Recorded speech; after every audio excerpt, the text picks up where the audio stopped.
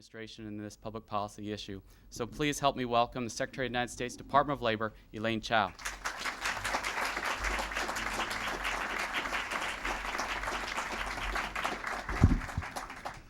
Thank you all so much for being here. It really means a great deal to us. You are the armies of compassion that the President talks about. And for those of us who have known the President for a long time, this is an initiative, this is something that is a stirring in his heart that existed long before he was President. He's always talked about how important the compassion we as Americans have in our hearts.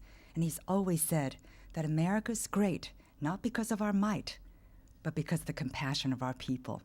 And you are all exemplary of that. And so we want to thank you so much for taking the time to be here with us.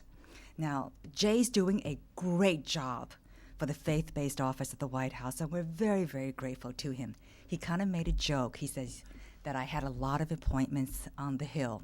And yes, I do. Today in particular, because Thursdays, I give you a little kind of a synopsis about Washington. Mondays and Tuesdays are okay. They kind of slant, they just kind of crescendo. Thursdays, very, very bad day. So it is to my great regret that I have a lot of appointments up on the Hill.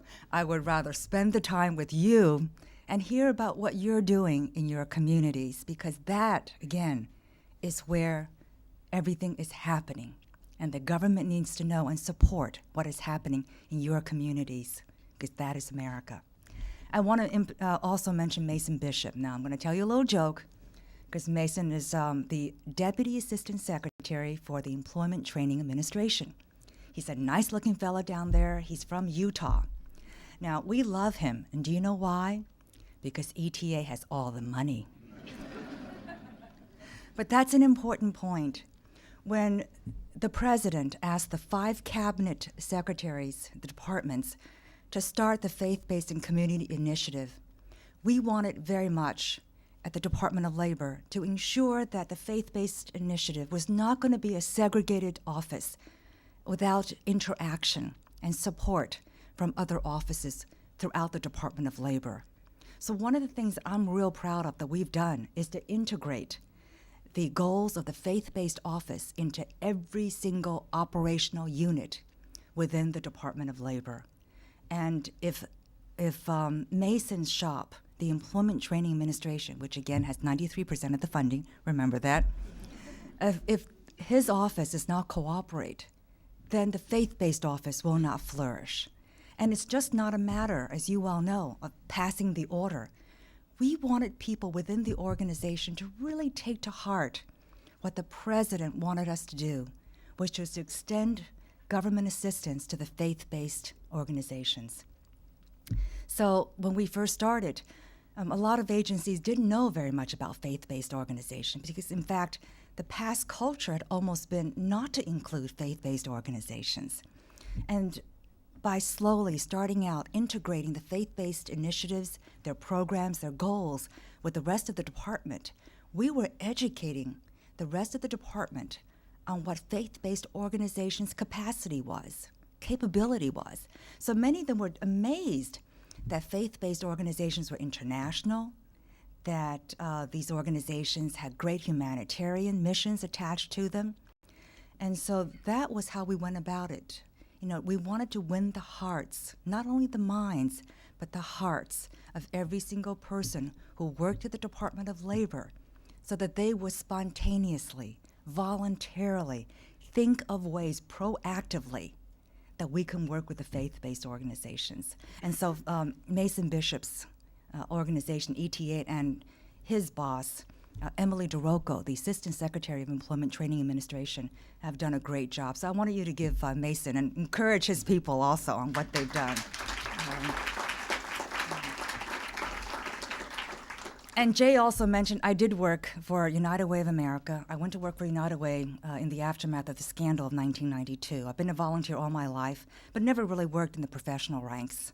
And I learned a lot about community organizations and their capacity for impacting change, and how we need to partner with faith-based organizations, because as the President has said very often, You cannot change things but from the inside, and that a person's heart has to be changed for there to be comprehensive transformation of the individual.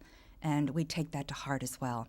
And Brent Orrell, who used to be the director of the Faith-Based Office here in the Department of Labor, and he's right down here, was the one that started our office. The president, I cannot emphasize to you enough, thinks this mission, this office, this initiative is so very important. And so he has put the best people throughout government, as we have seen in Jay and in Brent, and our current director, who's not here, is Jed Medifin, another wonderful person. But we've got to find really good people, and that was what the president wanted as well. So Brent Orrell, actually, very quietly, in 2001, began to experiment with the Ready for Work program. And he understood the power of transformation of individuals if it's supplemented and complemented by all the forces within the community. So very quietly, he sent someone down to Florida to start up a kind of a pilot program just to see how it would work. And so it was brick by brick, step by step, that we've built up the faith-based office at the Department of Labor in conjunction with the White House. So this has been a lot of very hard work on behalf of a lot of people, and it is so wonderful, therefore, to see a room like this and to see all of you and how you are engaged in something that is so important. So Brent Orrell, I want to recognize you in front of Jay, because I know that you're detailed to the White House as well. And Brent, if you could, give Brent just some encouragement as well.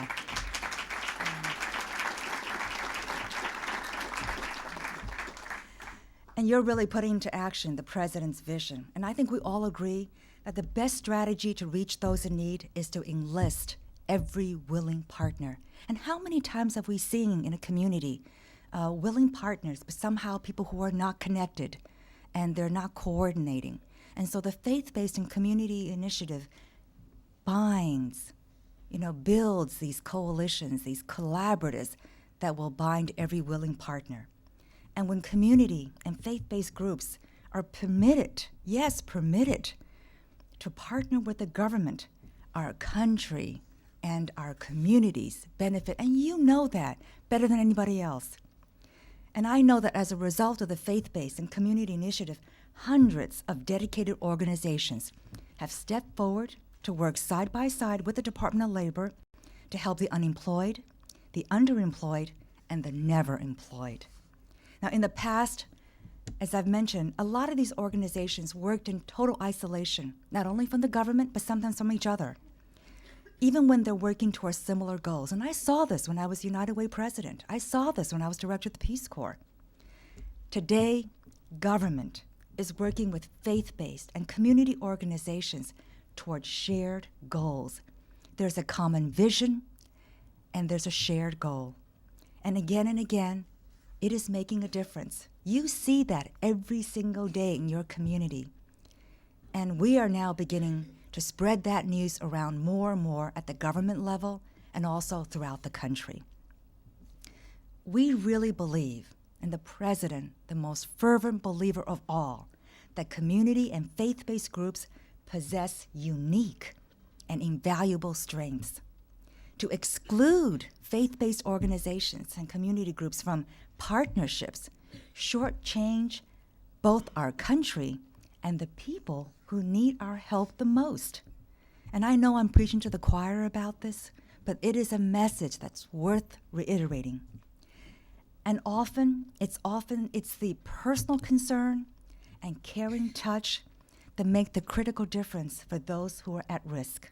The father who's lost his job and his hope and his confidence as a father, as a family man. And the ex-offender who wants a new start, for example, the struggling single mom. I saw all of this when I was with United Way. And so I'm just so delighted to see all of you here. And I want to also acknowledge another person, Fred Davey. Where's Fred? I haven't seen him. Here's Fred. Hey, Mr. Davey. Good to see you again. Thank you for all the work that you do.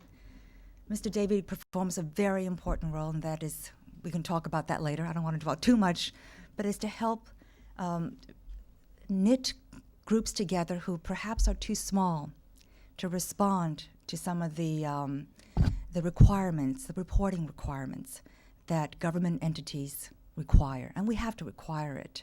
So that's one thing that Mr. Davies' group does. The Department of Labor awarded this organization, Public-Private Ventures, a $10 million grant. That's no chump change. $10 million grant in July of 2004 in Jacksonville to help ex-offenders successfully re-enter society. And the grant was part of a 3-year, $25 million pilot project launched by the Department of Labor called, as I mentioned, Ready for Work.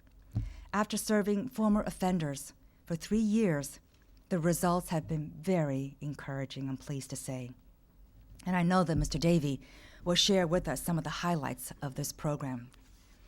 There were 11 sites that were chosen to participate in the Ready for Work program to provide services to adult ex-offenders.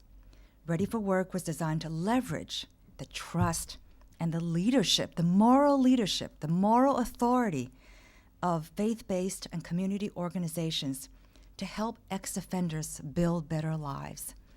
And the program, as you all know, offers job training, job placement, mentoring, and other services to help men and women transition successfully back into their communities.